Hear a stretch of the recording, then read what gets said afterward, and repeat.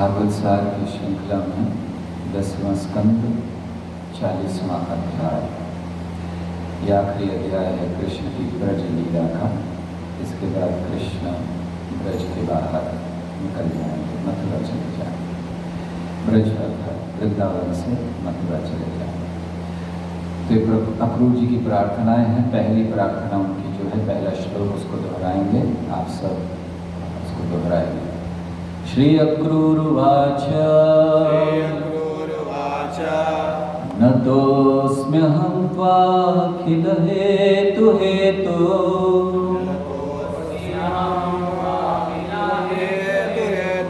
नारायणं पुरुषमाद्य अव्ययम्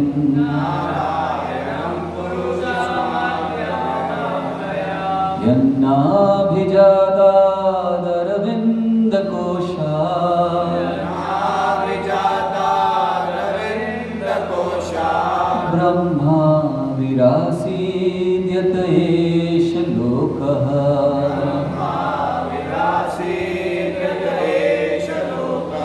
श्री अक्रूरुवाच नतोऽस्म्यहं त्वाखिल हेतु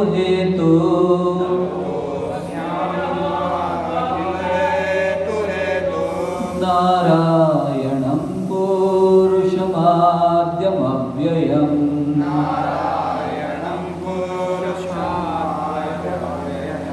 यन्नाभिजातादरविन्दकोशा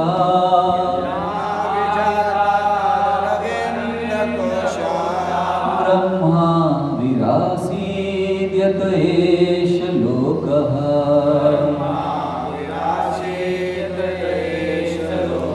श्री अक्रूरुवाच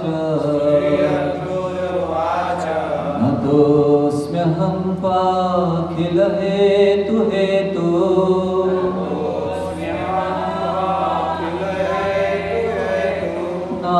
नारायणं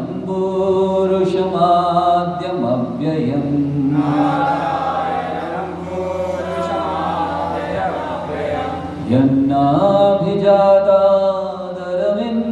यन्नाभिजातादरविन्दकोशा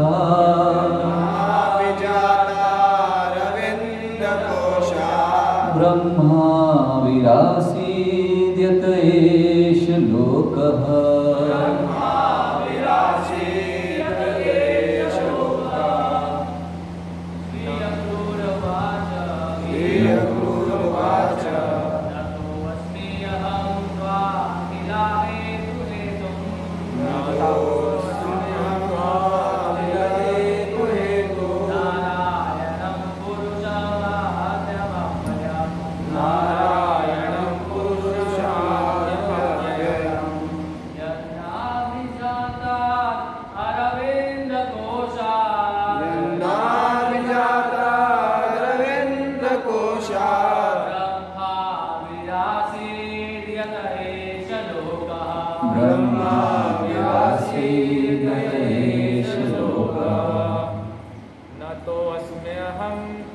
त्वाखिल हेतुं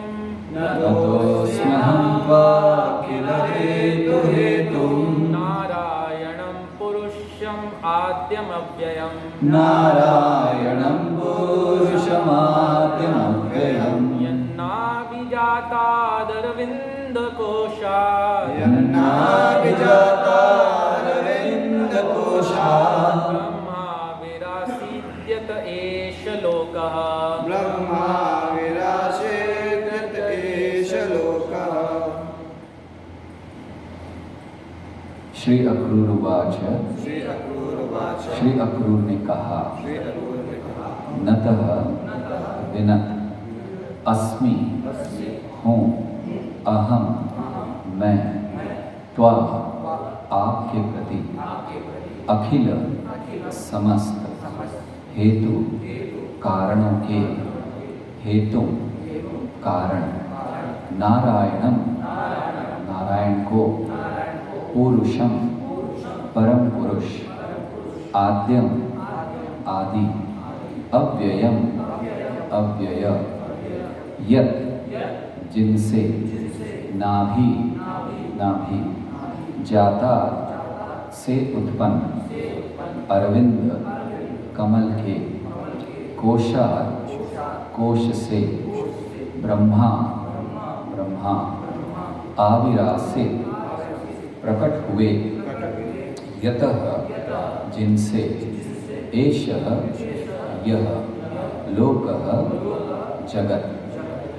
अनुवाद इस प्रकार से है, श्री अक्रूर ने कहा, हे समस्त कारणों के कारण आदि तथा अव्यय महापुरुष नारायण, मैं आपको नमस्कार करता हूँ। आपकी नाभि से उत्पन्न कमल के कोश से ब्रह्मा प्रकट हुए हैं और उनसे ये ब्रह्मांड अस्तित्व में आया है। ओम ज्ञानतिमिरान्धस्य ज्ञानाञ्जनशलाकया चक्षुरुन्मीलितं येन तस्मै श्रीगुरवे नमः। श्रीचैतन्यमनोभीष्टं स्थापितं येन भूतले स्वयं रूपः कदा मह्यं ददाति स्वपदान्तिकम्।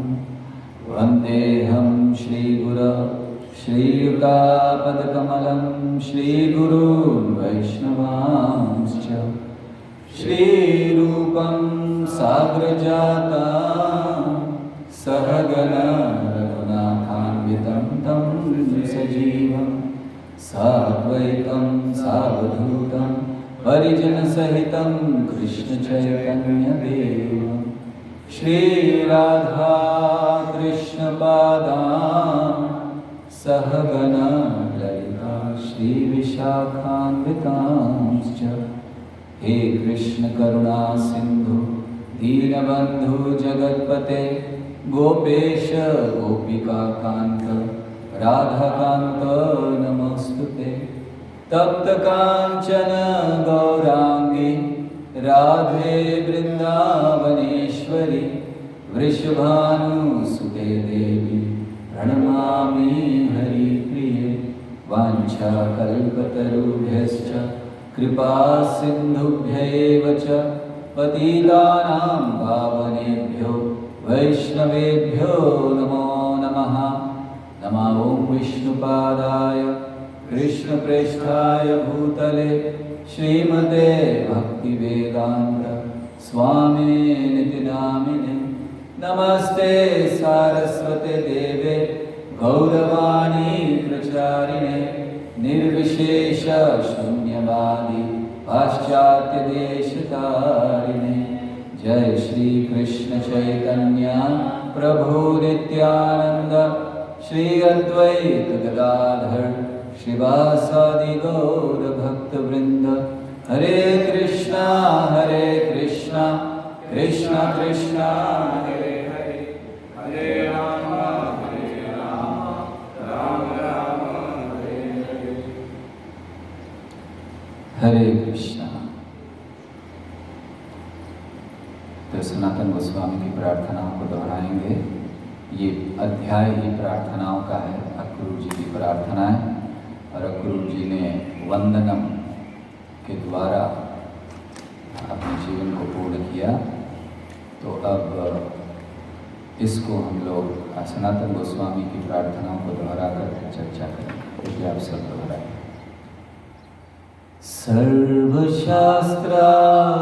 सर्वशास्त्राभिपीयूषः सर्ववेदैकसत्फला सर्वसिद्धान्तरत्नाढ्या सर्वलोकैकदृक्प्रदा सर्वभागवतः प्राण श्रीमद्भागवतः प्रभो कलिध्वान्तो दिदादित्य श्रीकृष्ण परिवर्तिता परमानंद पाठाय प्रेमवर्षक्षराय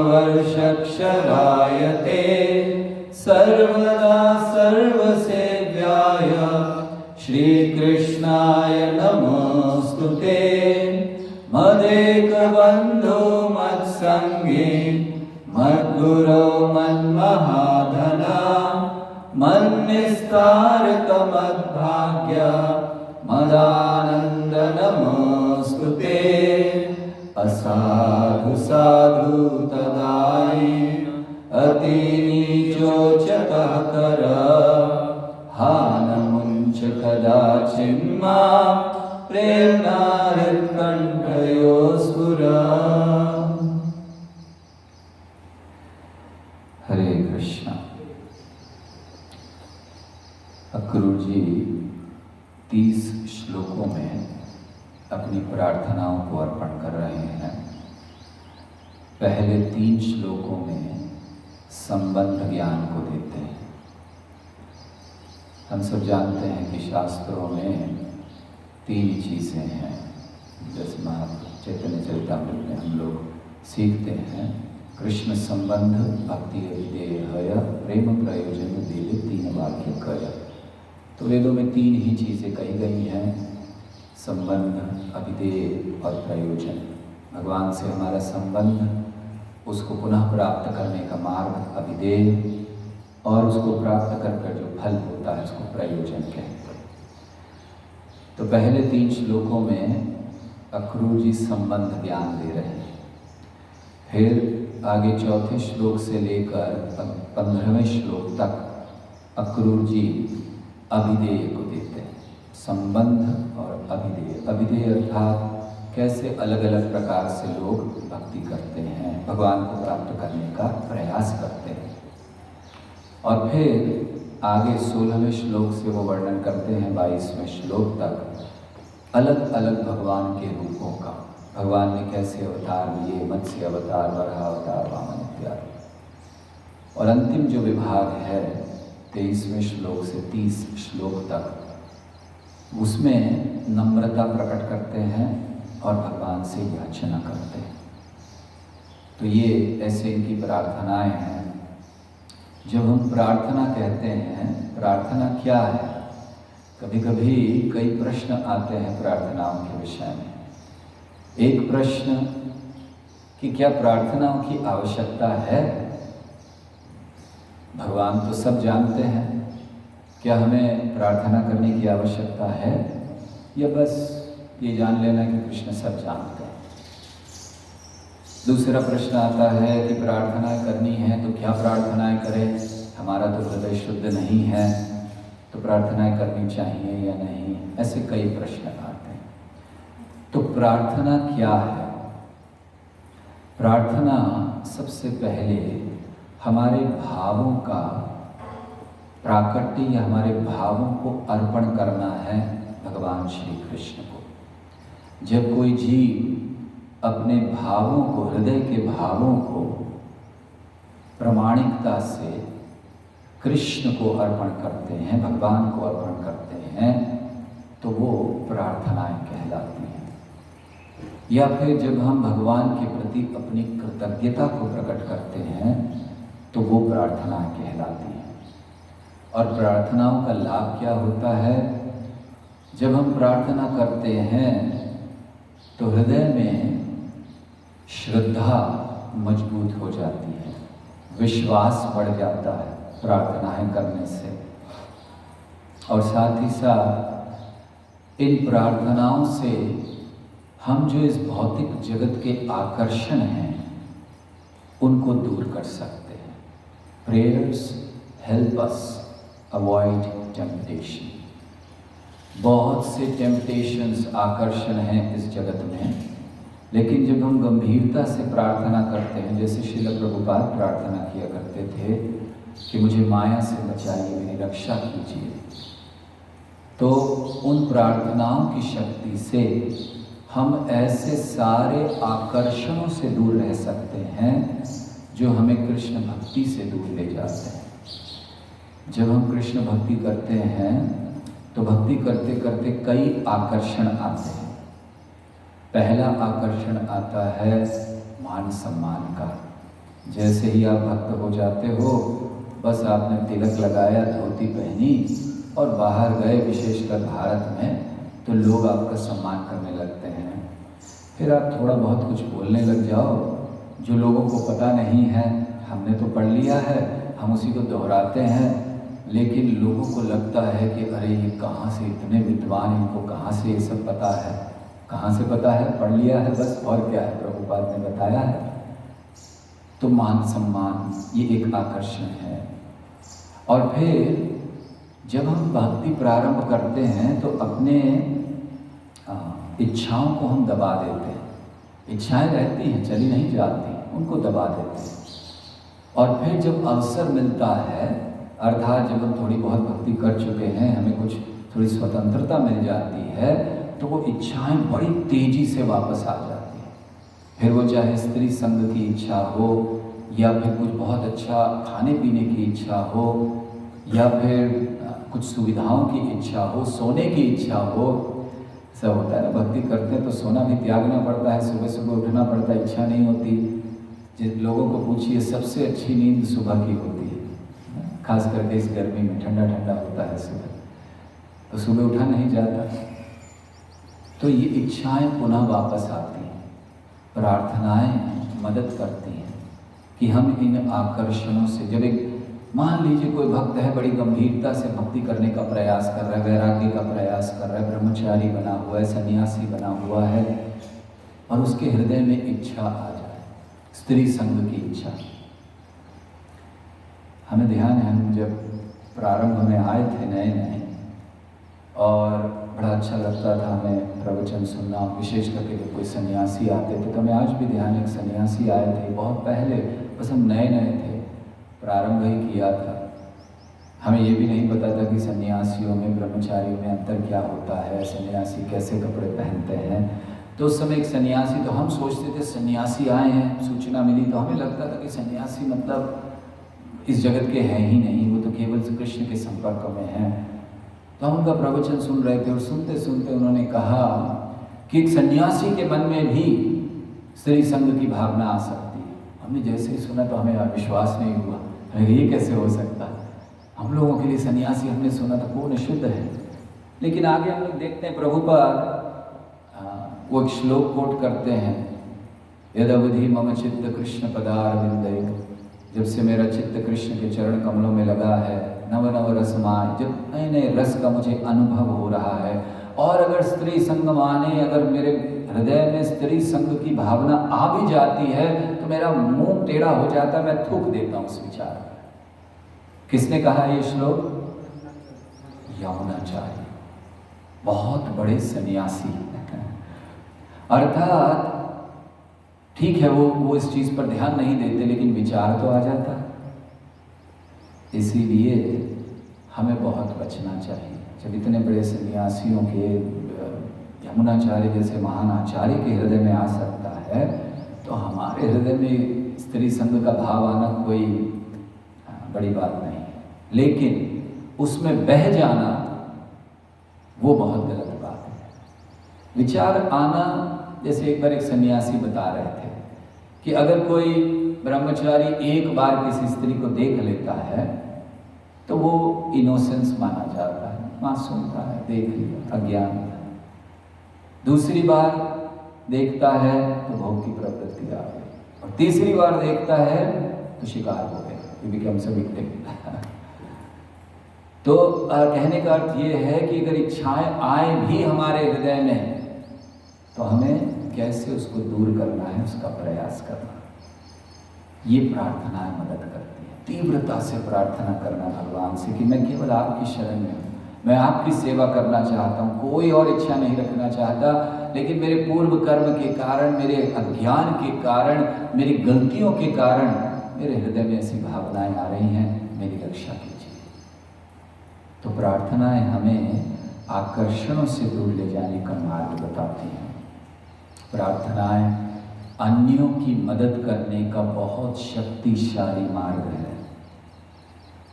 अगर हम किसी की मदद करना चाहते हैं, सहायता करना चाहते हैं, क्या सहायता कर सकते हैं? मान लीजिए कुछ नहीं है हमारे पास इस समय, दुनिया भर में कहना चाहिए आतंक फैला हुआ, भय फैला हुआ, हम क्या कर सकते हैं? हम चाहे भी तो कुछ नहीं कर सकते, प्रार्थना कर सकते हैं। हम जहाँ हैं, जिस अवस्था में हैं, वहाँ से प्रार्थना कर सकते हैं। तो प्रार्थनाएं अन्यों को हर अवस्था में मदद करने का सर्वश्रेष्ठ उपाय है। अगर हमारे पास कुछ नहीं है मदद करने के लिए, प्रार्थना कीजिए भगवान से, मैं इसके लिए कुछ नहीं कर पा रहा हूँ, आप सक्षम हैं, आप कीजिए, मैं प्रार्थना करता हूँ आपसे। बहुत आनंद आता है। प्रार्थनाएं किन के लिए करनी चाहिए? अन्यों के लिए। और कौन अन्य? जो अपने हैं वो नहीं, उनके लिए तो करनी ही चाहिए। लेकिन मान लीजिए कि बस ऐसे ही आप सड़क पर जा रहे हैं, आपने एक व्यक्ति को देख लिया, दुख में है, कष्ट में है, प्रार्थना कर दीजिए। प्रभुपाद ने ये किया। प्रभुपाद देखते थे अमेरिका में ये हिप्पी, ये युवक युवतियां समय व्यर्थ कर रहे हैं, प्रभुपाद प्रार्थना करते थे भगवान से कि ये जानते नहीं है कि अंश हैं भगवान के, और ये ऐसे भोगों में पढ़कर सोच रहे हैं कि मुझे आनंद मिल रहा है। तो प्रभुपाद प्रार्थना करते थे, ये इनको बचाइए। तो हम प्रार्थना कर सकते हैं, सबसे अच्छी चीज़ हम किसी के लिए कर सकते हैं। तो ऐसे ये प्रार्थनाएं होती हैं। प्रार्थनाओं का असर हम पर क्या होता है? एक वैज्ञानिक ने जापान के एक शोध की, संशोधन किया। तो उसने क्या किया, वो जो पानी होता है उसमें अलग अलग मॉलिक्यूल्स होते हैं, तो उसका अध्ययन किया। जय श्री श्री गौर नटराज दयाल, उनका अध्ययन किया कि उन पानी के जो मॉलिक्यूल्स हैं उस पर ध्वनि का क्या प्रभाव होता है। तो उसने अलग अलग प्रकार के ध्वनि उत्पन्न की और फिर अध्ययन करता रहा कि जल पर क्या प्रभाव हो रहा है। तो उसने जो बाहर गाने बजाने बनते हैं वो गाना बजाना बजाया, फिर उसको देखा, फिर अन्य कुछ बजाया, फिर उसको देखा, और फिर उसने प्रार्थनाएं की, वैदिक शास्त्रों से प्रार्थनाएं, और ऐसे कि बस जैसे मंत्र कहा जाता है वैसे ही। और तब उसने देखा कि वो जो पानी के मॉलिक्यूल्स थे, जब अन्य ध्वनियाँ आ रही थी, वो उसका कोई आकार टेढ़ा मेढ़ा, और कभी तो रॉक म्यूज़िक बजाया गया तो ऐसा आकार हो गया कि मानो कोई राक्षस का आकार हो। लेकिन जब ये वैज्ञानिक कर रहे हैं, ये कोई इस्कॉन वालों ने नहीं किया। तो जब उसने देखा कि जब उसने मंत्र पढ़े, प्रार्थनाएं पढ़ी वैदिक शास्त्रों से, तो जो मॉलिक्यूल्स थे वाटर के, पानी के, वो एक बहुत सुंदर आकार में आ गए, ऐसे कि बस मन को हरने। उसने पब्लिश किया है पूरा अपनी स्टडी, और आप लोग कभी देखिएगा कि कितना सुंदर आकार आ गया। ये उसने कहा कि केवल प्रार्थनाओं से। और हमारा शरीर 80% जल से है बना हुआ है, हमारे शरीर में 80% जल है। तो प्रार्थनाओं का, वैदिक मंत्रों का लाभ होगा। वैज्ञानिक दृष्टि से भी उन्होंने प्रूव किया है वैज्ञानिकों ने कि अगर हम वैदिक प्रार्थनाओं को दोहराते हैं तो क्योंकि शरीर में जल ही जल है, तो स्वाभाविक है वो जो मॉलिक्यूल्स हैं वो बड़े अच्छी तरह से इकट्ठे हो सकेंगे और आनंद शांति प्रदान कर सकेंगे। तो ये प्रार्थनाएं हैं। आध्यात्मिक दृष्टि से प्रार्थनाओं का क्या महत्व है? सबसे पहला महत्व, आत्मा को भगवान से जोड़ती हैं, एक संबंध स्थापित करती हैं प्रार्थनाएं। हम जब खड़े होते हैं भगवान के सामने, कुछ प्रार्थना करते हैं, दुख में, सुख में, कभी भी, तो हमारा अचानक संबंध उसी समय जुड़ जाता है भगवान से, जैसे ही हम प्रार्थनाएं करते हैं। तो आत्मा के संबंध को जोड़ती हैं। और जैसे हमने कहा, प्रश्न आए कि भगवान तो सब जानते हैं, तो क्या हमें प्रार्थना करनी चाहिए? हाँ, भगवान सब जानते हैं, आपके हृदय में की बात जानते हैं भगवान। लेकिन फिर भी जब हम अपनी स्वतंत्रता का सदुपयोग करके अपनी इच्छा से भगवान को प्रार्थनाएं अर्पण करते हैं तो भगवान बहुत प्रसन्न होते हैं। और इसके उदाहरण हैं गजेंद्र। गजेंद्र ने भगवान को प्रार्थनाएं अर्पण की। वैसे गजेंद्र ये केवल एक पशु या एक केवल पूर्व काल के कोई भक्त को नहीं मानना चाहिए। गजेंद्र हम सब का प्रतिनिधित्व करते हैं। जिस प्रकार घड़ियाल के मुख में फंसे हुए थे, ऐसे ही हम सब काल के मुख में फंसे हुए हैं। इस जगत में जब तक हम हैं, ये काल रूपी, मृत्यु रूपी ये घड़ियाल, मगरमच्छ तैयार है हमारे लिए। हम सब इसमें फंसे हैं। जब बच्चे का जन्म होता है और अन्य कोई बातें निश्चित बात निश्चित होती है कि मरने वाला है, कभी तो मरेगा, है ना, ये बात तो निश्चित। बाकी कोई बात हो सकता है कि पैसा कमाएगा नहीं कमाएगा, अन्य चीज करेगा नहीं, लेकिन एक बात निश्चित है, मरेगा। मृत्यु अटल सत्य है। तो हम उस मृत्यु के जबड़ों में फंसे हुए हैं, जैसे गजेंद्र फंसा था, और इसीलिए प्रार्थनाएं करनी चाहिए जैसे गजेंद्र ने की, और भगवान आए। भागवत भरा हुआ है प्रार्थनाओं से। ध्रुव महाराज की प्रार्थना है, ध्रुव महाराज ने प्रार्थना की। प्रहलाद महाराज की प्रार्थना है, प्रहलाद महाराज ने प्रार्थना की कि जब तक इस जगत में एक भी व्यक्ति ऐसा है जिसको पापों का, जिसको फल है, या जो पाप कर रहा है या पाप करने के कारण आपको भूल गया है, मुझे यही रहने दीजिए तब तक। कितनी सुंदर प्रार्थना है कि जब तक एक भी व्यक्ति इस ब्रह्मांड में ऐसा है जो आपको भूला हुआ, मुझे रहने दीजिए, मैं उसको याद दिलाकर वापस भेजूंगा, और तब तक मैं रहने के लिए तैयार हूं। और प्रार्थना प्रहलाद की अपने पिता को, जिन्होंने इतना अत्याचार किया।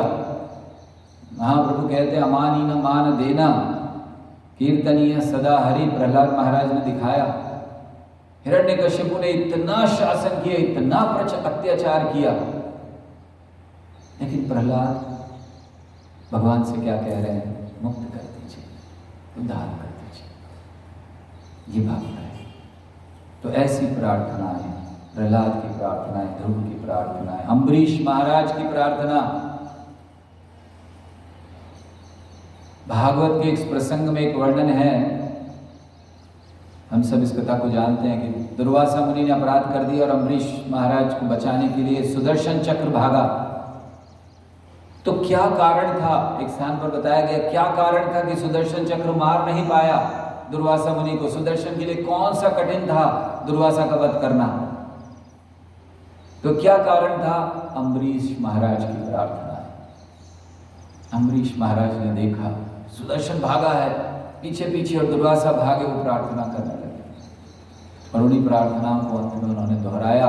जब सुदर्शन वहां पर आ गया, भगवान के पास भी जाकर आ गए दुर्वासा और भगवान ने उनसे कह दिया कि जाओ, अहम भक्त पराधीनो, भक्त के पास जाओ वापस। उस समय प्रार्थना करते हो। क्या प्रार्थना है अम्बरीश महाराज की।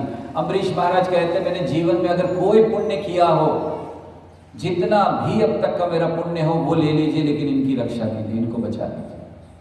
सुदर्शन से कहते हैं इनको छोड़ दीजिए। देखिए कौन ऐसी प्रार्थना कर सकता है। अपराध किया था दुर्वासा मुनि ने, कोई गलती नहीं थी अम्बरीश महाराज की, लेकिन फिर भी अम्बरीश महाराज कहते हैं मेरा सारा पुण्य ले लीजिए, मेरी सारी भक्ति ले लीजिए, इनको बचा दीजिए, इनको छोड़ दीजिए। ये भक्त है। तो ऐसी प्रार्थनाओं को हम सीख सकते हैं। किस तरह से कुंती महारानी की प्रार्थनाएं हैं, कई प्रार्थनाएं। तो प्रार्थनाएं भगवद गीता में भगवान बताते हैं कि प्रार्थनाएं भी 3 गुणों में बटी हुई है। तमोगुणी प्रार्थना, हिरण्यकशिपु और रावण, उन्होंने भी प्रार्थना की ब्रह्मा जी से कृपया मुझे दीजिए, लेकिन कोई लाभ नहीं। रजोगुणी प्रार्थना, जहाँ हम कुछ भौतिक लाभ के लिए प्रार्थना करते हैं, धनम देहि रूपम देहि। सत्वगुणी प्रार्थना, जहाँ हम शांति के लिए, आनंद के लिए प्रार्थना करते हैं। लेकिन प्रार्थना कैसी होनी चाहिए? प्रार्थना जब हम करें तो उसमें 4 चीज़ें जरूर होनी चाहिए हमारी प्रार्थना में। पहली चीज़ गुणगान, जो हम देखेंगे अक्रूर जी की प्रार्थना में। पहली चीज़ गुणगान होना चाहिए। चैतन्य महाप्रभु ने शिक्षाष्टकम दिया, प्रारंभ क्या है? गुणगान। चेतो दर्पण मार्जनम भव महादावाग्नि निर्वापणम नाम नामकारी बहुधा निज सर्वशक्ति। गुणगान है भगवान का कि आपका नाम इतना महत्वपूर्ण, इतना शक्तिशाली है कि क्या क्या कर देता है। तो जब हम प्रार्थनाएं करें तो पहली चीज गुणगान होना चाहिए, भगवान का गुणगान, अन्य किसी का नहीं। प्रार्थनाओं में हम भगवान और भगवान के भक्तों का गुणगान करें। दूसरी चीज नम्रता और कृतज्ञता होनी चाहिए।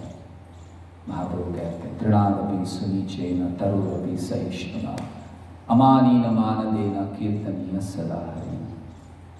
तो कृतज्ञता हो, नम्रता हो। और तीसरी चीज, हम कोई आशीर्वाद मांगे भगवान से। शिक्षाष्टकम में बहुत से आशीर्वाद मांगे गए, न धनम न जनम न सुंदरी कविताम वा जगदीश काम। ये क्या आशीर्वाद मांगे भगवान से? ये आशीर्वाद नहीं मांगे कि मुझे कुछ दे दीजिए, धनम देहि रूपम देहि, न धनम न जनम न सुंदरी कविताम वा जगदीश काम। ये मम जन्मनि जन्मनीश्वरी मांगा जा रहा है। ऐनंद तनुज किंकरम पतितम माम विषमे भवाम बुधो कृपया तव पाद पंकज स्थित धूलि सदृशम विचिंतय। मांगा जा रहा है भगवान से। तो प्रार्थनाएं हैं। और अंतिम चीज, चौथी चीज होनी चाहिए प्रार्थनाओं में, हम क्षमा याचना करें भगवान से अपने अपराधों की, अपने भोग प्रवृत्ति की इत्यादि। तो ऐसे ये प्रार्थनाएं होती हैं। और प्रार्थनाओं को कौन कर सकता है? एक प्रश्न ये आता है कि प्रार्थना कौन कर सकता है? क्या केवल बहुत वरिष्ठ भक्त कर सकते हैं? क्या शुद्ध भक्त कर सकते हैं? या कोई भी कर सकता है? श्रील प्रभुपाद समझाते प्रार्थना कोई भी कर सकता है। श्रील प्रभुपाद एक समय एक नए भक्त से कहते हैं, अभी अभी आया है, प्रभुपाद ने उससे कहा मेरे लिए प्रार्थना करो। तो वो एकदम घबरा गया। उसने कहा प्रभुपाद मेरी बात कृष्ण क्यों सुनेंगे? मैं क्या हूँ? मैं अभी मुझे कुछ पता नहीं, मैं आपके लिए प्रार्थना करूं, कृष्ण कैसे सुनेंगे? प्रभुपाद ने कहा नहीं, तुम भक्त हो, वैष्णव हो, कृष्ण तुम्हारी बात सुनेंगे।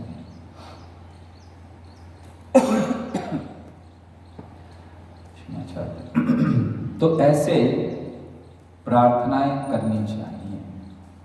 और अक्रूर जी इन प्रार्थनाओं को कर रहे हैं। तो अक्रूर जी भी प्रारंभ करते हैं भगवान के गुणगान से। संबंध ज्ञान दे रहे हैं, भगवान का गुणगान कहते हुए ये समझा रहे हैं कि सब कुछ आपसे आता है। ब्रह्मा जी आपसे आते हैं, ये 24 तत्व इस ब्रह्मांड के आपसे आते हैं, सब कुछ आपसे आ रहा है। पहले गुणगान करते हैं भगवान का और कहते हैं आपको जानना संभव नहीं है, ब्रह्मा जी भी नहीं जान पाया, तो इसलिए कठिन है। तो पहला गुणगान कर रहे हैं भगवान का। ये संबंध ज्ञान क्यों है? क्योंकि इसमें ये बताया गया है कि सब कुछ आपसे आ रहा है। अगर हमें संबंध ज्ञान हो जाए कि सब कुछ भगवान से आ रहा है, तो क्या भगवान की भक्ति करना कठिन होगा?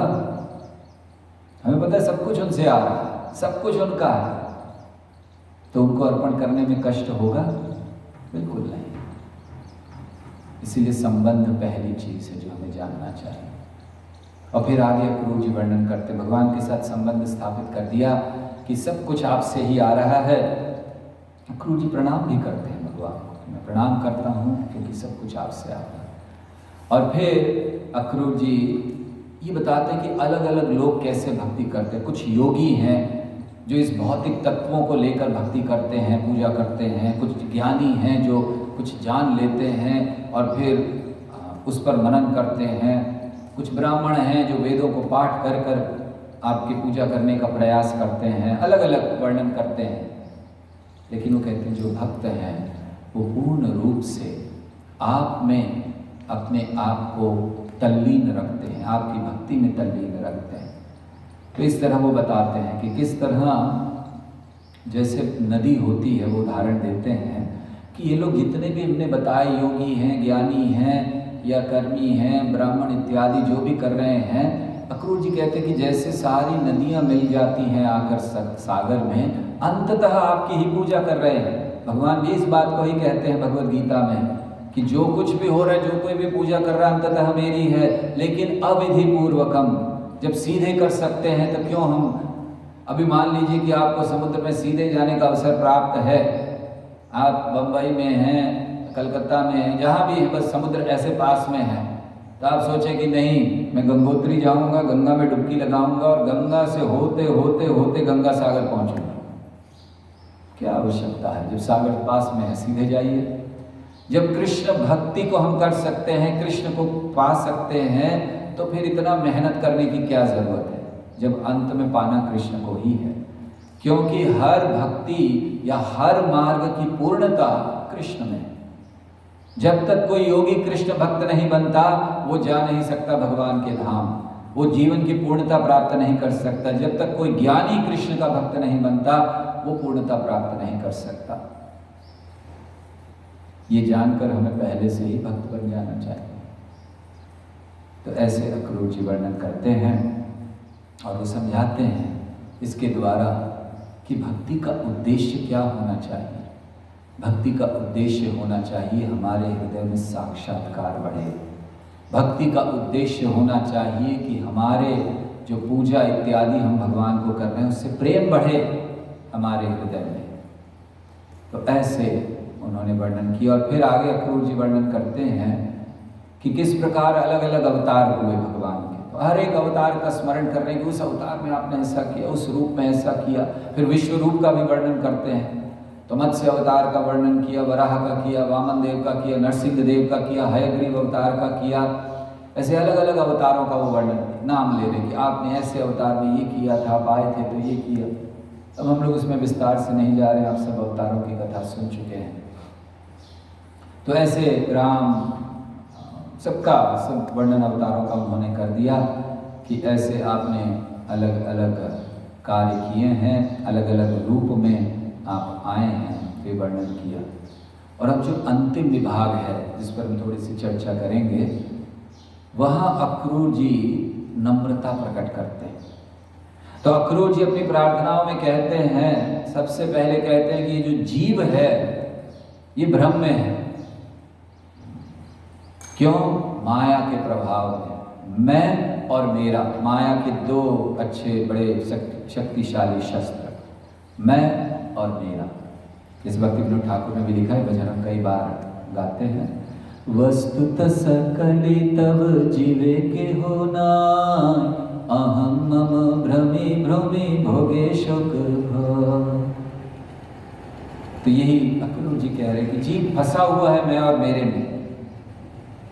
और फिर जब उन्होंने ये कहा कि जीव फंसा हुआ है, तो इससे क्या प्रमाण मिलता है? अन्यों के बारे में कह रहे हैं। हम लोग भी कभी कभी कहते हैं ना, मनुष्यों में 4 दोष हैं, भूल जाते हैं, हमारे अंदर भी है।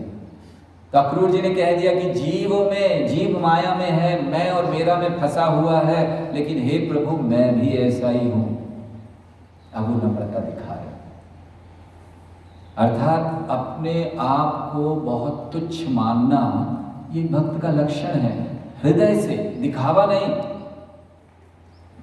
शुरुआत की अवस्था में भक्त दिखावा कर, प्रभु प्रणाम, आपसे मेरे से पतित तो कोई है ही नहीं।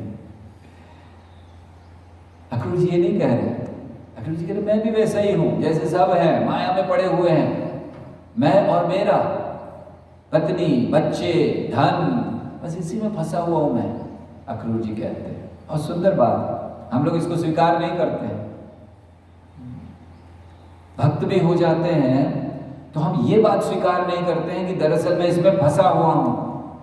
हम तो सोचते हैं कि प्रभु जी है, अब क्या करें, इसको तो नहीं छोड़ सकते। कृष्ण को छोड़ सकते हैं, नहीं इसको तो नहीं छोड़ सकते। लेकिन अक्रूर जी कह रहे फंस गया मैं, इसमें फंसा हुआ हूं, प्रभु निकालिए बाहर। हाथ बढ़ाइए आगे, आपका वचन है आपका भगवद गीता में, तेषाम अहम समुद्धर्ता मृत्यु संसार सागरात् भवामी न चिरात् पार्थ मय्या वेशित चेतसाम। आइए उद्धार कीजिए। तो कह रहे कि मैं भी फंसा हुआ हूं और मैं क्या कर रहा हूं, मैं आनंद ले रहा हूं। आनंद लेने के कारण मैं भूल गया हूं कि आप ही मेरे सारे प्रेम के स्रोत हैं या मेरे सारे प्रेम का उद्देश्य है। देखिए जब हम आनंद लेना चाहते हैं तो हमें ये भूल जाते हैं कि कृष्ण प्रेम क्या है। हमें आनंद लेना है तो कैसे लेना चाहिए जीव को आनंद? भागवत में कहा गया, सवय पुंसा परो धर्मो यथो भक्ति रधोक्षजे अहेतु की अप्रतिहता ययात्मा सुप्रसिद्धति। प्रसिद्धति, सुप्रसिद्धति, आनंद लेना चाहते हो आत्मा, क्या करो? भगवान की भक्ति। सवय पुंसा परो धर्मो। जब भगवान की भक्ति करते हैं आत्मा अपने आप संतुष्ट हो जाती है। कुछ अलग से करने की जरूरत नहीं है, उसको अलग से देने की जरूरत नहीं है। तो अक्रूर जी कह रहे हैं मैं फंसा हुआ हूँ इन सब चीज़ों में, भूल गया हूँ आपको, आनंद ले रहा हूँ। और कैसे ले रहा हूँ आनंद? तो कहते हैं कि जैसे मिराज, क्या बोलते हैं, मृग तृष्णा। मृग तृष्णा अर्थात कभी कभी हम लोग अगर आप मरुस्थल में जाते हैं तो दूर पानी दिखाई देता है, कभी कभी गर्म सड़क पे भी दिखाई देता है कि पानी है, लेकिन होता नहीं है। तो केवल ये एक दिखावा। अक्रूर जी कहते हैं मैं फंसा हुआ हूँ इसमें, मेरे हृदय में भी ये मृग तृष्णा बहुत ज़्यादा है और मैं इसी के पीछे भाग रहा हूँ। और इसीलिए क्योंकि मैं मृग तृष्णा के पीछे भाग रहा हूँ, आपसे दूर भाग रहा हूँ। बहुत सुंदर सुंदर तुलना की है अक्रूर जी ने। एक कहते हैं क्योंकि मैं भोग करना चाह रहा हूँ इसीलिए भूल गया कि प्रेम तो मुझे आपको करना है। ये कहाँ में चला गया प्रेम करने के लिए, जहाँ प्रेम मिलने वाला नहीं है, केवल दुख केवल कष्ट मिलेगा। थोड़े समय का आनंद मिल सकता है, वो भी लगेगा कि आनंद है। और कहाँ जाना चाहिए था मुझे? प्रेम के लिए, जिसको मैं ढूंढ रहा हूँ। फिर तुलना कर रहे हैं कि देखिए मैं भाग रहा हूँ मृग तृष्णा के पीछे, मुझे ये मिल जाए, धन मिल जाए, अब बस ये हो जाएगा तो सफल हो गया। लेकिन इस भाग दौड़ में मैं आपकी ओर दौड़ना भूल गया। अक्रूर जी कह रहे हैं कि अगर मैंने जीवन भर ये जो धन के पीछे भागा, ये प्रसिद्धि के पीछे भागा, अगर आपके पीछे भाग लिया होता तो अब तक जीवन सफल हो जाता। हमें सोचना चाहिए कि जीवन भर हम किसके पीछे भाग रहे हैं? इन्हीं चीजों के पीछे। और फिर कृष्ण के पीछे भागने का समय नहीं मिलता है। भागना तो कृष्ण के पीछे चाहिए, भक्तों के पीछे चाहिए, उनसे मांगना चाहिए। कृष्ण से तुम्हार कृष्ण बीते पार, तुम्हार शक्ति आछे,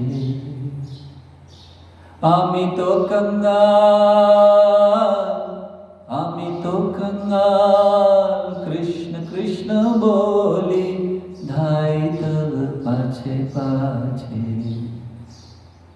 ये जो हमें करना था इसको छोड़कर भाग रहा हूं मैं, मृग तृष्णा, उस चीज के पीछे जो मिलने वाली नहीं।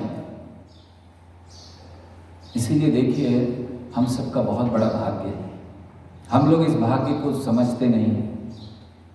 जैसे हम लोग ब्रह्मचारी बन गए, दरअसल हम समझ नहीं रहे हैं कि क्या हो रहा है।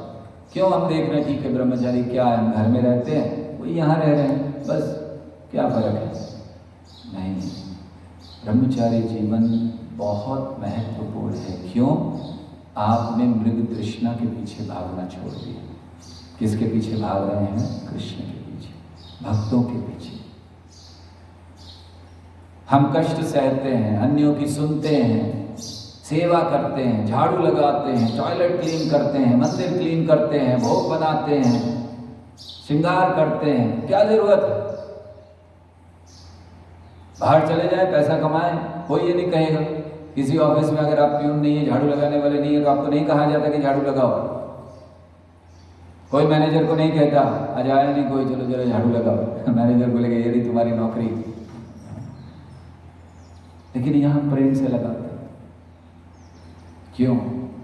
कृष्ण के पीछे भाग। इसलिए जो जीवन मिला है बहुत महत्वपूर्ण है, इसको छोड़ना नहीं चाहिए। और ब्रह्मचारी ही क्यों, हर भक्त कृष्ण के पीछे भाग रहा है, हर भक्त भाग रहा है कृष्ण के पीछे। उसने छोड़ दिया है थोड़ा बहुत, हाँ किसी की स्पीड कम है, किसी की स्पीड ज्यादा है, मगर भाग सब रहे हैं। भक्त मतलब कृष्ण के पीछे भागना, नहीं तो भक्त कैसा? अगर वो माया के पीछे भाग रहा है तो फिर माया दास है। कृष्ण के पीछे भाग रहा है तो कृष्ण दास है। तो इसीलिए हर भक्त भाग रहा है कृष्ण के पीछे, इसीलिए वो भक्त कहलाता है। और अन्य भक्तों को जो तेज भाग रहे हैं उनको थोड़ा घूमकर जो धीरे भाग रहे हैं उनको और पकड़ लेना चाहिए, भगाना चाहिए तेज साथ साथ। केवल ये रेस नहीं है। ये जान लीजिए कि जब भक्त कृष्ण के पीछे भाग रहे हैं तो कोई प्रतियोगिता, कोई रेस में नहीं भाग रहे हैं कि मैं पहले पहुंच जाऊं। भक्त जब भाग रहे हैं तो वो ये सोचकर भाग रहे हैं कि चलो अन्यों को आगे जाए। ये बड़ी विचित्र रेस है। भाग सब रहे हैं, जीतना भी सब चाहते हैं, कोई हारना नहीं चाहता। ये विचित्र रेस है। साधारण रेस में क्या होता है, कुछ लोग भागते हैं, उनमें से 1-2 लोग जीत जाते हैं और बाकी सब हार जाते हैं। इस रेस में भी हम सब दौड़ रहे हैं जीतने के लिए, सब जीतना चाहते हैं, लेकिन हम अन्यों को हराना नहीं चाहते। ये इस रेस की मधुरता है। हम अन्यों को हराकर जीतना नहीं चाहते, हम अन्यों को साथ में लेकर जीतना चाहते हैं। ये भक्ति की दौड़ है कृष्ण की ओर। तो ऐसे अक्रूर जी कहते हैं कि मैं भाग रहा हूं और आपके पीछे भाग नहीं पाया। तो बहुत महत्वपूर्ण चीज़ है, इसीलिए प्रयास कीजिए कि जिन चीज़ों के पीछे हम भाग रहे हैं, हो सकता है भौतिक जगत में एक ऐसा एनवायरनमेंट, एक ऐसा वातावरण बना दिया गया है इस जगत में कि आप अगर वो नहीं करेंगे तो कुछ नहीं हो सकता। एक वातावरण बना है बस, और कुछ नहीं है। किसने बनाया? हम सब ने बनाया मिलकर। काम नहीं करोगे तो कुछ नहीं होगा, विवाह नहीं करोगे तो जीवन खराब, कैसे रहोगे, बुढ़ापे में क्या होगा।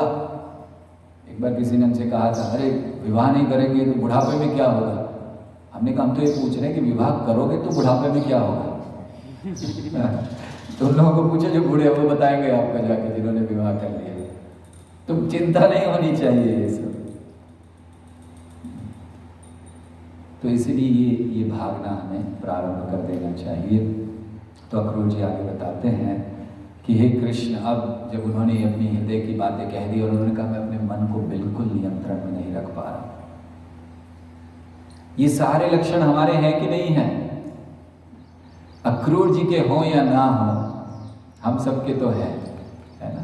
मैं और मेरे में फंसे हुए हैं, भोगों के पीछे भाग रहे हैं, एक मृग तृष्णा के पीछे भाग रहे हैं, मन नियंत्रण में नहीं है। तो अक्रूर जी कहते क्या करना चाहिए? अक्रूर जी कहते मैं आपके चरणों में आ रहा हूँ। भगवान से वो प्रार्थना करते हैं अंत में, मैं आपके चरणों में आ रहा हूँ और मैं बहुत अशुद्ध हूँ, पापी हूँ। अक्रूर जी कह रहे हैं। तो मानो भगवान ने पूछा हो कि भाई पापी हो, अशुद्ध हो, तो मैं कैसे स्वीकार करूं तुम्हें? अक्रूर जी कहते मैं चरणों में आ रहा हूं, बहुत पापी हूं, योग्यता नहीं है, लेकिन इतना जानता हूं कि आप बड़े कृपा करते हैं, यही मेरी आशा है। और ये भाव, तो बहुत सुंदर बात कहते हैं कि मेरे अंदर ये भाव कहां से आया कि मैं बड़ा पापी हूं, मैं अधर्मी हूं, मैं योग्य नहीं हूं आपकी कृपा प्राप्त करने का, लेकिन आप बड़े कृपालु हैं, आप कृपा कर देंगे, ये मेरा विश्वास है। ये विश्वास कहाँ से आया? उन्होंने कहा ये चेतना आई है क्योंकि मैंने भक्तों की सेवा की। अक्रूर जी कहते हैं कि हमें ये चेतना प्राप्त होती है भक्तों की सेवा से, और इसीलिए वो अंत में नमन करते हैं भगवान को, प्रणाम करते हैं आखिरी में अपनी प्रार्थनाओं में, और भगवान से यही याचना करते हैं कि उनके चरण कमलों में वो स्थान दें। तो ये अक्रूर जी की प्रार्थनाओं को सार के रूप में हमने प्रकट किया। और ऐसे जब अक्रूर जी ने प्रार्थनाएं कर ली, ये अर्पण किया, फिर अब आगे अगला अध्याय कल हम लोग प्रवेश कर रहे हैं मथुरा में। अभी तक तो वृंदावन में थे, गोकुल हो गया, जन्म हुआ, वृंदावन, गोवर्धन लीला ये सब हो गई। अब मथुरा में प्रवेश करेंगे कल सुबह। तो आप लोग सब तैयार होकर आइएगा, क्योंकि मथुरा में कंस का यज्ञ होने वाला है, तो सब सज धज के जाएंगे, थोड़ा ऐसे मत आइएगा, ठीक है। तो ब्रह्मचारी क्या सजेंगे धजेंगे, वो वही पहनना है। कोई ब्रह्मचारी को एक अच्छा कलर का टेंशन नहीं रहता, मैचिंग हो रहा है कि नहीं हो रहा है। लोगों को बड़ी टेंशन होती है कि ये कपड़ा उससे मैच हुआ कि नहीं हुआ। हमें है ही नहीं, एक ही कलर है, ऊपर से नीचे वही मैच होना है।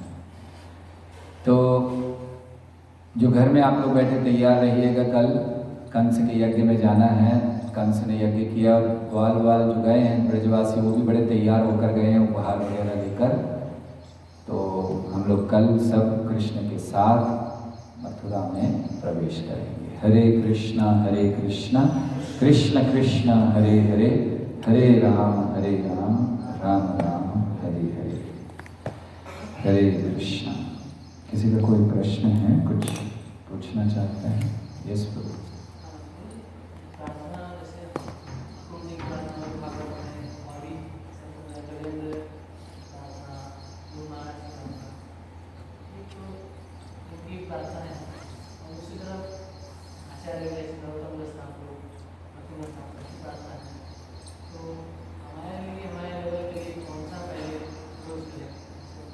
बहुत अच्छा है। प्रार्थना प्रश्न ये है कि गजेंद्र की प्रार्थना इत्यादि बहुत सारी प्रार्थना दी हैं, एक तरफ वो हैं, दूसरी तरफ आचार्यों के द्वारा की गई प्रार्थनाएं हैं। तो हमारे स्तर पर क्या अच्छा, हमें कौन सी प्रार्थनाएं कहनी चाहिए? जब हम इन प्रार्थनाओं को कहें तो सबसे पहले हमारा भाव ये होना चाहिए कि जैसे मान लीजिए गजेंद्र की प्रार्थनाएं दोहरा रहे हैं, तो दोहराते समय भाव ये नहीं होना चाहिए कि गजेंद्र की प्रार्थना है, भाव होना चाहिए मेरी प्रार्थना। गजेंद्र ने, जैसे हमने कहा कि अक्रूर जी ने कहा कि मैं भी भाग रहा हूँ, तो वो हमें नहीं कह रहे कि अक्रूर जी भाग रहे हैं, भगवान मैं प्रार्थना कर, मैं भाग रहा हूँ, पहला भाव। तो अब हमारे लिए कौन सी दोनों में से श्रेष्ठ है? श्रेष्ठ तो खैर आपका प्रश्न नहीं है, इस समय कौन सी हमारे लिए अच्छी है, हम कौन सी हैं? दोनों समान है प्रार्थनाएं, चाहे भागवत से गजेंद्र की प्रार्थना हो या नरोत्तम दास ठाकुर की हो, दोनों भक्तों के द्वारा अर्पित की गई है। हमारे लिए अच्छा है इस समय कि हम आचार्यों के द्वारा दी गई प्रार्थनाओं को दोहराएं। कारण उसका ये है कि जब गजेंद्र की, प्रहलाद की प्रार्थनाओं को हम दोहराते हैं तो वो बहुत, एक तो ऐसा लगता है कि पता नहीं वो पहले की गई थी, हम उनसे रिलेट नहीं कर पाते। हालांकि वो प्रार्थनाएं वही हैं, सिद्धांत वही है, केवल सरल शब्दों में आचार्यों ने दिया है। प्रभुपाद समझाया करते थे कि भगवद गीता का जो ज्ञान है वो मान लीजिए हाई स्कूल का ज्ञान है, फिर ग्रेजुएशन भागवत, पोस्ट ग्रेजुएशन चैतन्य चरितामृत, और इन सब का ज्ञान आचार्यों ने भजनों में दिया है। तो इसलिए भजन अलग नहीं है, लेकिन क्योंकि सरल करके दे दिया हमारे लिए ईजी हो जाए, तो इसलिए अच्छा होगा कि इस समय पर हम लोग उन प्रार्थनाओं को, क्योंकि हमें अच्छा भी लगता है गाना, तो भजनों को याद कर लें, लेकिन साथ साथ ऐसी प्रार्थनाओं को भी, जय विश्व शिवा नटराज दयाल की जय, प्रभुपाद की जय, साथ साथ ऐसी प्रार्थनाओं को भी हमें याद करना है। कुंती महारानी की प्रार्थनाएं अर्थ के साथ और स्वयं प्रकट करते हुए अगर हम कर सकें, लेकिन पहले हम आचार्यों की प्रार्थनाओं को दोहराएं, क्योंकि उन्होंने काल समय के अनुसार हमें उन्हीं चीज़ों को सरल करके दे दिया। ठीक है, और कोई प्रश्न है यहाँ? एक प्रश्न है कि क्या हम माला जप करके किसी के लिए प्रार्थना कर सकते हैं, जबकि हमारी माला करने में बहुत स्ट्रगल होता है? निश्चित कर सकते हो, आपके स्ट्रगल होता है कोई बात नहीं, लेकिन अगर आप किसी अन्य के लिए प्रार्थना कर रहे हो तो बहुत अच्छा है, धीरे धीरे आपका स्ट्रगल कम हो जाएगा, क्योंकि एक भावना, एक निस्वार्थ भावना हृदय में आएगी। केवल हम अपने लिए करते रहेंगे तो स्वार्थी भावना हो जाएगी। जैसे कुछ लोग होते हैं जो भजन करते हैं, बिल्कुल अपने में रहते हैं, किसी से कुछ लेना देना नहीं, तो ऐसे लोग जो भजनानंदी कहलाते हैं, तो वे लोग दूसरों के लिए कुछ कार्य नहीं कर पाते, वो भी भक्त हैं। तो हमें ऐसे भक्त बनना, हमारा आंदोलन है अन्यों को प्रचार करना। तो निश्चित आप प्रार्थना कर सकते हो, ये माला कर सकते हो। प्रार्थना तो श्री कृष्ण की अनन्य भक्ति की करनी चाहिए, तो फिर ये और प्रार्थना क्यों? प्रार्थना निश्चित कृष्ण की अनन्य भक्ति की ही कर रहे हैं, तो अन्य प्रार्थना कहाँ? जो भी प्रार्थना है उस भक्ति से ही जुड़ी होनी चाहिए। जैसे अभी हमने बताया गुरु जी ने क्या प्रार्थना की, मैं इसके पीछे भाग रहा हूँ, मैं और मेरा, मुझे आपके पीछे भाग रहा हूँ, अनन्य भक्ति है। प्रार्थना की अक्रूर जी ने कि कैसे मैं मृग तृष्णा के पीछे पड़ गया, आपके पीछे नहीं भाग पाया, ये भी अनन्य भक्ति है कि हम कृष्ण के पीछे भाग रहे हैं। तो निश्चित प्रार्थना केवल कृष्ण के लिए होनी चाहिए और अन्य किसी भौतिक कार्य के लिए नहीं। हाँ, हम अन्यों के लिए प्रार्थना कर सकते हैं कि उनको भक्ति मिले, ये भी कृष्ण की ओर जाना ही है, तो कृष्ण से संबंधित है वो प्रार्थना कर सकते हैं, लेकिन भौतिक भोगों के लिए, आनंद के लिए वो प्रार्थनाएं हमें नहीं करनी चाहिए। यस प्रभु, अगर हमें ये ज्ञात है कि हम बहुत पतित हैं, हम बहुत निम्न हैं, हम अभी बहुत कनिष्ठ भक्त हैं, हमारा लेवल ऊंचा नहीं है, तो सही में अगर हम वैसा मान रहे हैं तो उसके लक्षण क्या हैं? अगर हम ये है माने कि हम बहुत पतित हैं और बहुत निम्न हैं, सही में मान रहे तो इसका लक्षण है, इसका पहला लक्षण है हम अन्यों को बहुत आदर देते हैं। पहला लक्षण है, क्योंकि हम तभी तो अपने को निम्न मानेंगे जब दूसरों को हम आदर देंगे। तो ये पहले प्रकट होता है अन्यों को बहुत हृदय से आदर देना। एक होता है दिखावा करना, या एक होता है औपचारिक आदर देना, और तीसरा होता है हृदय से देना। दिखावा करना, हम हर वक्त को दिखावा कर देते हैं। औपचारिक अथॉरिटी है, देना पड़ेगा, दे दिया, मन में नहीं है कि ना भाई अधिकारी है, देना पड़ेगा। लेकिन उससे पहले जब हृदय से, तो हमारा ये मानना कि मैं निम्न हूँ कब होता है, जब हम अन्यों को हृदय से आदर दे रहे हैं। दूसरी चीज़, जब हम हर एक की सेवा में अच्छे गुण देख रहे हैं, कि हमने देखा वो सेवा कर रहा है, देखो कितना अच्छा मैं नहीं कर पाता, देखो कितना अच्छा जप किया, मैं देख रहा हूँ इसको बहुत देर से बैठ के बड़े ध्यानपूर्वक जप कर, मेरे से नहीं होता है। तो जब हम अन्यों की सेवा में अच्छाइयों को देखते हैं केवल, तो ये अपने लिए निम्न मानना है। नहीं तो क्या होता है, जब हम दोष ढूंढ रहे हैं तो दोष ढूंढना एक दृष्टि से स्वतः का गुणगान है। जब हम कहते हैं कि ये ठीक नहीं कर रहे, ये ठीक नहीं, मतलब हम अपना गुणगान कर रहे हैं, इनडायरेक्ट ग्लोरिफिकेशन। तो इसीलिए दूसरों की सेवा में अच्छी चीज़ों को जब हम देखते हैं तो ये प्रमाण है कि हम सही में अपने आप को निम्न मान रहे हैं। तीसरा लक्षण, जब हम बड़ी कातरता समझते हैं, एक शब्द है, जैसे ये माधवेंद्रपुरी ने जो श्लोक कहा उसमें ये आता है कातर, तो बड़ी कातरता से, मतलब ये जानते हुए कि मेरा कोई और चारा नहीं है, केवल कृष्ण बस मेरी रक्षा कर सकते हैं, उनके बाद उस भाव में जब हम उनसे प्रार्थना करते हैं, ये लक्षण है कि हम अपने आप को निम्न मानते हैं। और अगर ये नहीं है, हम केवल प्रार्थना कर रहे हैं लेकिन लग रहा है कि प्रार्थना तो मेरी कृष्ण सुनेंगे ही, मैंने की है 25 साल हो गए जब करते हुए, ये जो भी, तो वो भाव सही नहीं। तो इसी कंटिन्यूशन में हम शास्त्रों में ये भी देखते हैं कि हमें डिस्क्रिमिनेट करने का ज्ञान दिया हुआ है, कनिष्ठ से ऐसा व्यवहार करें, मध्यम से ऐसा व्यवहार करें, इतना परसेंट इसका संग ले, इतना परसेंट। तो जब हम उस जोन में आते हैं तो फिर ऑब्जर्व भी करना पड़ता है, जजमेंट भी करना पड़ता है, और अपने व्यवहार में डिस्क्रिमिनेट भी करना पड़ता है। तो ये दोनों को हम कैसे रिकंसाइल कर सकते हैं? अपने सुधार के लिए अगर हम जजमेंट कर रहे हैं या हम निर्णय ले रहे हैं, वो सही है अगर अपने सुधार के लिए, लेकिन हम दूसरे के प्रति निर्णय ले रहे हैं, ये उसकी गलतियां देखते हुए, वो गलत है। तो निश्चित हमें जजमेंट लेना पड़ता है कि भाई अभी हमने इतना किया है, अब इनके साथ भी थोड़ा संग कर लें, इनका कर लें, तो थोड़ा बहुत ही करना पड़ता है, तो करना चाहिए। रूप गोस्वामी ने कहा है उपदेशामृत में उन्होंने, लेकिन हम डिस्क्रिमिनेट इस हिसाब से नहीं कर रहे, ये बड़ा भक्त है, ये कनिष्ठ है। हम किससे कर रहे हैं? अपनी हिसाब से कि मुझे इनसे ज़्यादा और बेनिफिट मिल सकता है। ठीक है, सारे भक्त हैं, मैं इनसे बेनिफिट ले। तो जब तक अपनी प्रगति के लिए हम डिस्क्रिमिनेट या जज कर रहे हैं, उसमें गलती नहीं है। गलती कहाँ आती है? जब हम उनके दोषों को देखते हुए उसमें डिस्क्रिमिनेट और जज करते हैं, वो गलत है। प्रश्न आगे,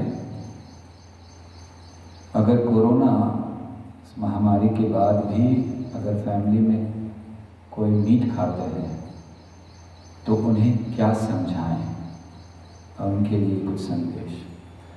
हाँ, हम लोगों ने देखा है कि जब प्रकृति के नियमों का पालन नहीं होता, और आज ये केवल अध्यात्मवादी नहीं कह रहे हैं, वैज्ञानिकों की एक संस्था है, उन्होंने अभी कुछ दिन पहले ये जारी किया है कि अगर इस समय के बाद समाज को अगर सुखी रहना है तो उन्हें अपना जीवन शैली बदलनी होगी। इस बात को अध्यात्मवादी, शास्त्र, आचार्य गण, भक्त सदियों से कहते आए, लेकिन लोग उनकी ओर कलयुग में ध्यान नहीं देते। अरे ये लोग तो केवल इनको नहीं खाने, पापी लोग हैं, ये लोग मांस खाना बंद कर दें, हम खाते रहेंगे। लेकिन अब तो वैज्ञानिक भी कह रहे हैं कि कितना, देखिए जो हुआ ये सब, उनका कारण कोई भी कुछ दे सकते हैं, लेबोरेटरी में हुआ, इसमें हुआ, उसमें हुआ, लेकिन अंततः अगर आध्यात्म दृष्टि से देखा जाए तो ये प्रकृति का करेक्शन है, रिएक्शन नहीं। कुछ तो कहते हैं रिएक्शन है, कुछ कहते हैं करेक्शन है। प्रकृति अपने आप को ठीक कर रही है, क्योंकि इन कार्यों से, इन पापों से प्रकृति की जो संतुलन है वो बिगड़ जाता है, तो प्रकृति को ठीक करना पड़ता है। तो इसीलिए ये जो महामारी आती है, इतना बड़ा आया है और अचानक आया है, हर कोई परेशान है, हर किसी के बारे कोई कह रहे कि एक बात तो हर कोई कह रहे हैं, मैंने अपने जीवन में कभी ये नहीं देखा ना सुना। चाहे कितने ही वृद्ध हों, 70 साल का व्यक्ति, 80 साल का व्यक्ति भी ये कह रहे हैं कि मैंने जीवन में कभी ना देखा ना सुना ऐसा, कि सब घर में बंद है, लॉकडाउन। तो ये महामारी आई है किस लिए? कि हमने प्रकृति के नियमों का पालन करना बंद कर दिया।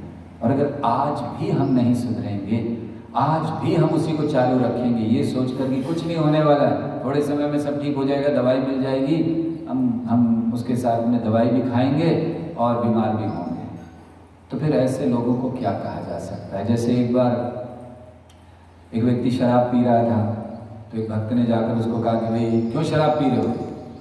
उसने कहा कि मेरा फ्रेंड, तो क्या प्रॉब्लम है शराब पीने में? देखा नरक में जाओगे शराब पी। देखा वो मेरा मित्र है पीटर, वो भी पीता है, वो भी नरक में जाएगा। मेरे पिताजी भी पीते हैं, वो भी नरक में जाएंगे। तो उसने थोड़ा सोच कर कहा कि जब मेरा मित्र पीटर भी नरक में जाएगा, मेरे पिताजी भी नरक में जाएंगे, मैं भी नरक में जाऊंगा, तो उसने कहा फिर टेंशन क्या है, वहीं बैठकर तीनों पिएंगे। तो ये भावनाएं लोगों की हैं। तो अगर आप नरक में बैठकर शराब पीना चाहते हैं या मांस खाना चाहते हैं, तो आपको कोई कुछ नहीं कह सकता। लेकिन अगर भगवान की इस चेतावनी को आप अपने जीवन में उतारना चाहते हैं, ये समझना चाहते हैं कि आपके कारण केवल आप ही नहीं, देखिए समाज में इस समय ऐसा नहीं है कि केवल वो लोग मरे हैं जो मांस खाते थे, ऐसे भी तो लोग मर गए जो मांस नहीं खाते थे।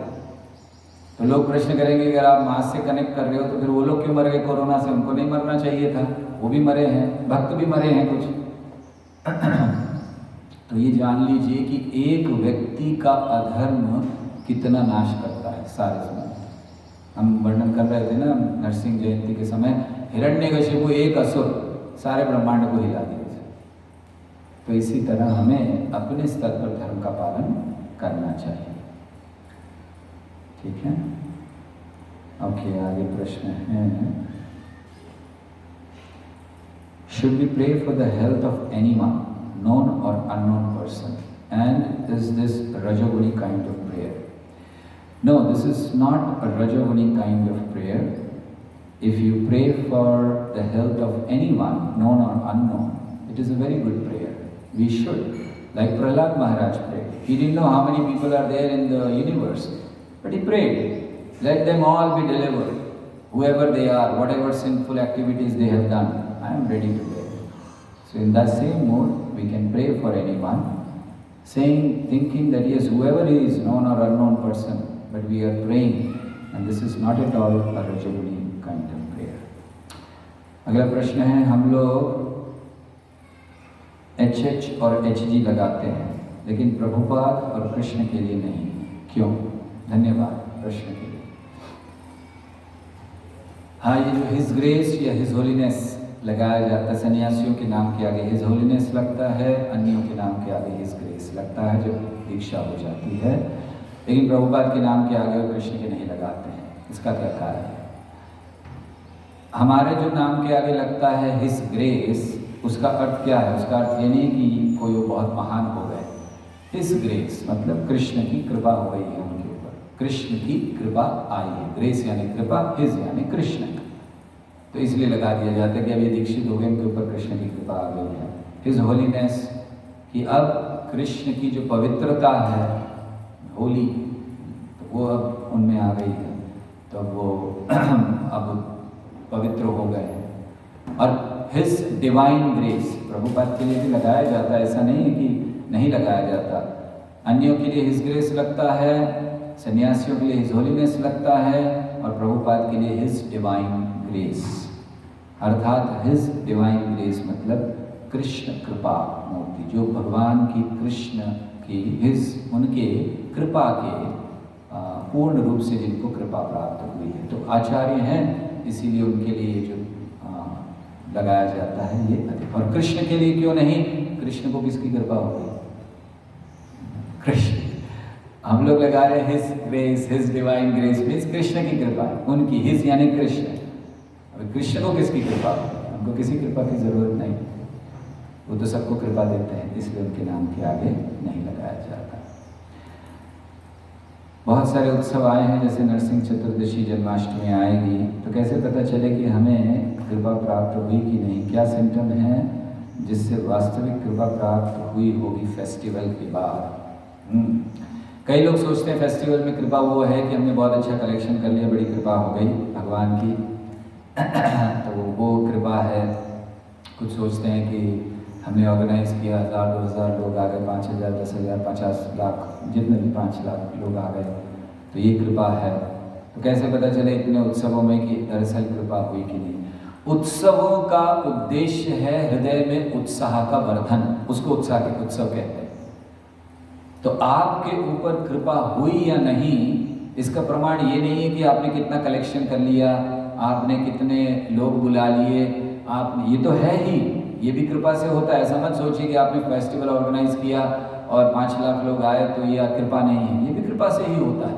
लेकिन सच्ची कृपा क्या है? उत्साहवर्धन, उत्सव से उत्साहवर्धन होना चाहिए। अर्थात आपने उत्सव मनाया नरसिंह चतुर्दशी, अगले दिन आपके हृदय में सेवा का उत्साह दुगना हुआ या नहीं, ये उत्सव मनाने की सही कृपा है। नहीं हुआ, अगले दिन आप सोच रहे थे यार कहाँ फंस गया, फिर से वही करना है, फिर से उठो मंगल आरती, फिर से वही, ये जन्माष्टमी के दिन भी ऐसा होता है, तो क्या चले, देखिए कुछ नियम नहीं है, सोने नहीं देते हैं। अगर ये भाव है तो फिर कोई कृपा नहीं हुई है, भले आपने बहुत बड़ा फेस्टिवल ऑर्गेनाइज कर लिया। तो अगर आपको अपने ऊपर कृपा देखनी है तो बस इतना देखिए कि हृदय में सेवा का भाव दुगना हो गया या नहीं, बस। ठीक है, और कोई प्रश्न है? ठीक है, बहुत बहुत धन्यवाद आप सबका, आभारी हैं कि आप इतने प्रेम से सब सुन रहे हैं। और कल हम सब मथुरा में प्रवेश करेंगे, आप सबसे विनती है साथ में बने रहिए। हरे कृष्णा कृष्णा कृष्णा हरे हरे, हरे राम